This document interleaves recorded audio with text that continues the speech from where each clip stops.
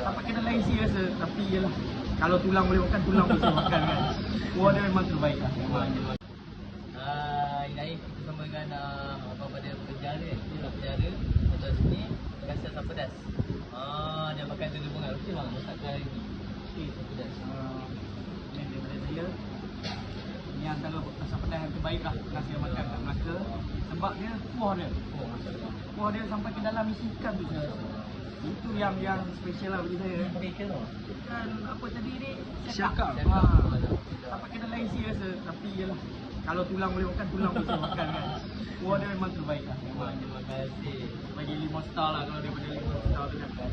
Air makan tu okey. Air tu sampai licin dia makan. Sampai licin masya-Allah. Terima kasih bang. Nanti tanya kat luar kat mana nak dapat air ni, kena masuk dalam. Kena cari-cari juga kan. Nanti jumpa. Okey lah.